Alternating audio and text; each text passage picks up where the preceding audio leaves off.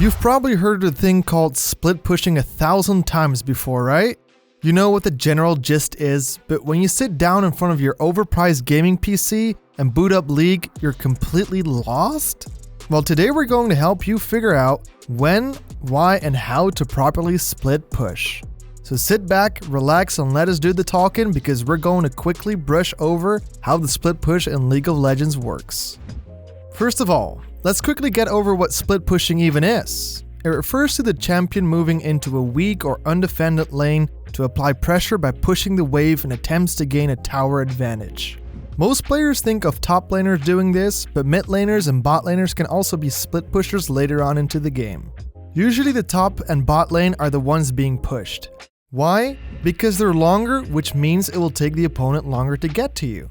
So when can you actually split push? This is probably the hardest thing to figure out. First of all, it has to be late enough in the game that you're strong enough to go 1 versus 1 in case an opponent shows up. You should also make sure your team is able to 4v5 or 4v4 team fights. So if you're behind 1,000 kills and not even objective bounties can help, you just forget about it. Stick to your team.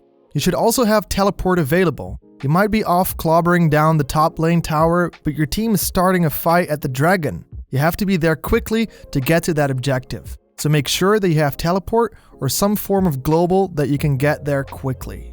Another important aspect to have when split pushing are escape tools. So champions with escape abilities will be much better at split pushing than others. You also need enough ward coverage all around the map. Make sure that the jungle isn't dark. You need to be able to know where the enemy is. The team is heading your way, ready to collapse onto you, so keep an eye onto the minimap at all times. Another important aspect is to have a wave available, and it's best to stack your minion waves. How can you do this? Slow pushing.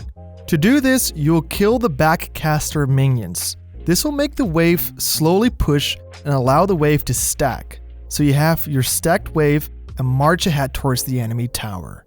So now that you have the basics down, when is the perfect time to split push? Usually you'll want to split push while the rest of your team is putting pressure elsewhere. This means the enemy team needs to decide whether to stop you from pushing or to stop your team from getting an objective. Make sure this is done cross-map, creating global pressure.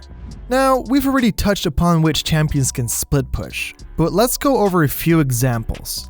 One of the best split pushers is Jax. He's able to take down turrets quickly and effectively, while also being tanky enough not to get one shot in case the enemy team tries to counter your play.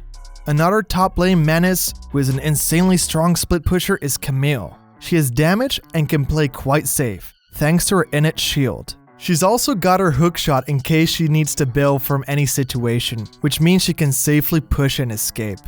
Nasus is another split pushing monster.